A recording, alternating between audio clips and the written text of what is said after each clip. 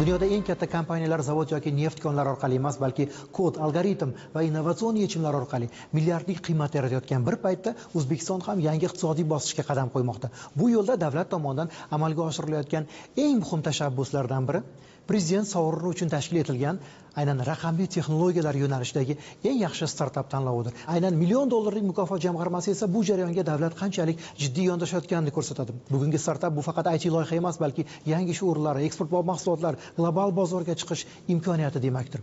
Aynan Prezident sovrini tanlovi esa ana shu imkoniyatlarning bir nuqtada birlashtirgan holda mamlakatda innovatsion iqtisodiyot poydevorini qo'yayotgan bir jarayondir. Davlatimiz rahbari muloqot avvalida tanlov g'oliblari bilan ko'rishdi, samimiy suhbatlashdi.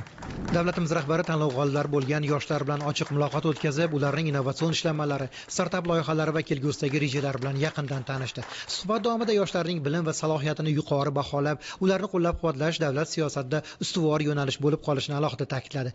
Eng muhimi, yosh dasturchilar va ularning jamoalariga ishonch bildirilib, loyihalari milliy iqtisodiyotning yangi drayveri sifatida e'tirof etildi. Mazkur tanlov dasturiy mahsulotlar va axborot texnologiyalari texnologik parki direksiyasi tomonidan Raqamli texnologiyalar vazirligi ko'magida 2023-yildan boshlab o'tkazib kelinmoqda. Uning umumiy mukofot jamg'armasi $1 million ni tashkil etadi. Tanlovda sun'iy intellekt, ijtimoiy texnologiyalar, Microsoft va AdTech, moliya texnologiyalari va tadbirkorlik, o'yin dasturlari hamda maxsus yo'nalish, hakaton bo'yicha eng namunali loyihalar tanlab olinadi. Ilk tashkil etilgan tanlovda 4 mingdan ziyod ishtirokchi qatnashgan bo'lsa, 2025-yilga kelib ishtirokchilarning soni 6 mingga yaqinlashdi. Jamoalarning soni esa 444 tadan 862 taga yetdi. Davlatimiz rahbariga tanlov g'oliblari o'zlarining startap loyihalari, ularning afzalliklari va amaliy samarasi xususida so'zlab berdi. Raqamli texnologiyalar yo'nalishida eng yaxshi startap tanlovi. Bu tashabbus oddiy grant dasturi emas, u mamlakatda startap madaniyatini shakllantirish, intellektual kapitalni iqtisodiy resursga aylantirish va global raqamli bozorga chiqish uchun strategik platforma vazifasini bajarmoqda. Ilgari innovatsiya asosan xususiy sektor yoki xorijiy investorlar tashabbusi bilan bog'liq bo'lgan bo'lsa, endilikda davlatning o'zi startaplarning ilk investoriga aylanmoqda. $1 million mukofot jamg'armasi bu nafaqat moliyaviy ko'mak, balki mamlakat innovatsiya maydoni, yoshlar g'oyasi esa strategik resurs. Bu yondashuv klassik iqtisodiyotdan intellektual iqtisodiyotga o'tish belgisidir. Biz kichik startaplar katta daromadlarga, daromadli biznesga aylanishi uchun zarur sharoitlarni yaratib berishga tayyormiz. Buning uchun har bir startapchi bilan muloqot qilish, unga kerakli yordamni ko'rsatish lozim, dedi Prezidentimiz. Ta'kidlangandek, har bir istiqbolli g'oya e'tibor va amaliy yordam bilan ta'minlansa, u mamlakat iqtisodiyotiga katta hissa qo'sha oladi. Yoshlarning qiziqishlarini qo'llab-quvvatlash orqali kelajak kasblarga zamin yaratilayotgani, dunyo davlatlari ham yoshlarning startap loyihalariga alohida qiziqish bildirayotgani ta'kidlandi. Prezidentimiz startap loyihalarini qo'llab-quvvatlashga mablag' yanada ko'paytirilishini aytib, yoshlar o'zlarining yangicha qarashlari va g'oyalari bilan yana qaysi soha va yo'nalishlarda izlanishi kerakligi yuzasidan tavsiyalarini berdi. Tanlov yo'nalishlari bugungi dunyo iqtisodiyotining eng tez o'suvchi segmentlari hisoblanadi. Bu sohalarning umumiy xususiyati shundaki, yuqori qo'shilgan qiymat, eksport salohiyati, inson kapitaliga tayanish. Davlatimiz rahbarining g'olib yoshlar bilan bevosita muloqoti, ularga bildirilgan ishonch va yuksak e'tirof yurtimizda innovatsiya va intellektual mehnatga bo'lgan munosabat mutlaqo yangi bosqichga ko'tarilayotganining amaliy ifodasidir. Prezidentimizdan xabaringiz bor, Toshkent viloyati Astrumda ITchilar bilan uchrashgan paytlarida shu startapchi qizimizni tavsiya bergan edi. Mana biz MGO Award'da yutdik, shunga o'xshagan tanlovlar ko'proq bo'lsa yaxshi bo'lardi degan edi. Shunda davlatimiz rahbari so'ragan edi, "Xo'p, qancha pul bo'lsa?" desa, $1 million mana tanlov qilsak bo'ladimi deganda juda yoshlarimiz xursand bo'lgan edi. Ana shundan keyin mana President Tech Award tanlovi boshlandi, prezidentimiz tashabbuslaridan keyin.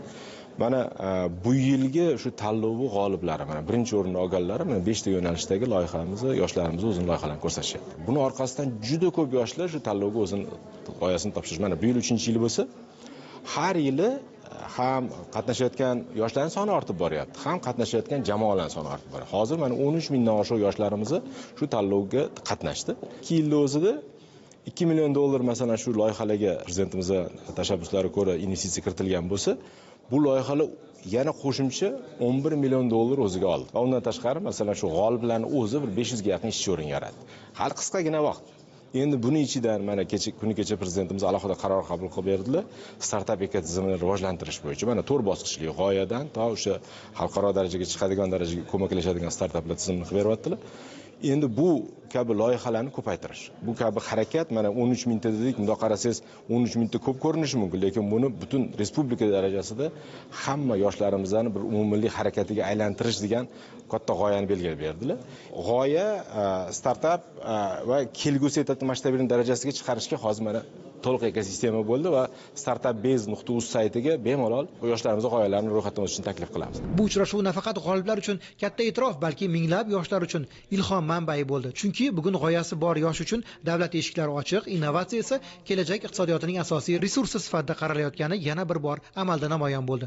O'z innovatsion yechimlarini taqdim etish sharafiga muyassar bo'lgan yoshlar davlatimiz rahbariga yuksak e'tibor, doimiy qo'llab-quvvatlash, bildirilgan ishonch va kuchli rag'bat uchun samimiy minnatdorlik bildirdi. Startup loyihasi qay darajada bir xalqimiz og'irini yengil qiladi? Biz yaratgan Karmon ilovasi insonlarning o'z moliyasini boshqarishga yordam beradi. Bizning ilovadan foydalanish juda ham oson va oddiy. Shunchaki ovozli xabar orqali ilovaga o'z xarajatlaringizni va qarzlaringizni kiritib borasiz. Bizning sun'iy intellekt esa har bir xarajatni tahlil qiladi va toifalaydi. Ularga moliyaviy tavsiyalar berib boradi. Agarda ko'p xarajat qilib borsa, ularga to'g'ri pulni boshqarishni va byudjet qilishni va keyinchalik investitsiya qilishni o'rgatib boradi. Yakuniga yetgan loyihami yoki takomillashadimi bu loyiha? Bu loyiha yanada takomillashadi albatta. Hozirgi kunda biz yana ilovaga oilaviy byudjetni boshqarish imkoniyatini ishlab chiqamiz. Bu ota-onalarga o'z farzandlarining pullarini, xarajatlarini ko'rib borish imkoniyat beradi va undan tashqari ilova yoshlarni moliyaviy sodqonligini oshirib boradi. Loyihamiz asosan ayollarning reproduktiv salomatligiga bag'ishlangan. Ya'ni biz ayollarni har xil salomatligiga oid oddiy, ammo muhim bo'lgan savollarga oson yechim topishlariga harakat qilyapmiz. Qay darajada bugungi kunda zarurati bu loyiha? Loyihamizdan bugungi kunda 20 mingdan ortiq ayollar foydalanishyapti va buni 70% hududlarda yashaydi. Biz ayollarga oddiy lekin kerakli bo'lgan tibbiy ma'lumotlarni berib boramiz. Bundan tashqari loyihamizda maxsus sog'liq trekkeri bor. Bu trekker ayollarning salomatligidagi o'zgarishlarni kuzatib boradi va natijada muammoni erta aniqlash va shifokorga o'z vaqtida murojaat qilishga yordam beradi. Loyihamizga nafaqat ayol qizlar tomonidan, balki shifokorlarimiz, ya'ni ginekologlarimiz tomonidan ham qiziqish ortib boryapti, chunki ular ham shu loyihamizni qo'llab-quvvatlashyapti. Nega deganda, ayollarning qanchalik tibbiy savodxonligi oshgani sari ularni davolash ham osonlashadi degan gaplarni ham aytishyapti. Loyihangizni navbatdagi bosqichda bu qay darajada bir takomillashadi? Biz kelgusi bosqichlarda poliklinikalarda yoki boshqa davlatimizdagi tibbiy muassasalarda loyihamizni targ'ibotini kuchaytirmoqchimiz. Ya'ni har bir ayol qiz o'zini sog'ligiga e'tiborli bo'lishini tarafdorimiz. Ayni paytda tadbirkorlar, o'zini band qilganlar yoki kitobdagi tadbirkorlar kredit olish uchun bank mikromoliya tashkilotlariga murojaat qilishadi. Lekin ularda norasmiy daromad manbalari bor. Endi an'anaviy skoring tizimlari bu narsalarni hisobga olishga qiynaladi. Shuning uchun biz sun'iy intellekt asosida kredit skoring tizimini yaratdik. Ya'ni juda ham katta ma'lumotlarga asosan tarixiy ma'lumotlarni oladi, tashqi omil ma'lumotlarini olgan holda shu aynan tadbirkorning to'lash qobiliyatini hisoblab beradi. Albatta bu 100% aniq emas, lekin bizning hamma modellarimiz, sun'iy intellekt modellarimiz kamida 85-87% aniqlik bilan javobni beryapti. Romchi startap asoschisiman. Romchi bu eshik rom ustalari uchun ishlab chiqilgan mobil ilova. Ular 3 soatda hisoblaydigan eshik rom buyurtmalarini Romchi orqali 5 daqiqada hisoblab olishadi. 100% aniqlikda. Hozir bizning ro'yxatimiz O'zbekiston, Qozog'iston, Tojikiston, Qirg'iziston va Turkiya davlatlarida 20 mingdan oshiq faol foydalanuvchiga ega. Yoshlar ta'kidlagandek, bunday uchrashuvlar haqiqiy bayramga aylandi. Ularning yutuqlari yoshlar tashabbuslarini qo'llab-quvvatlash va rag'batlantirish mexanizmlarini izchil takomillashtirilishi natijasidir.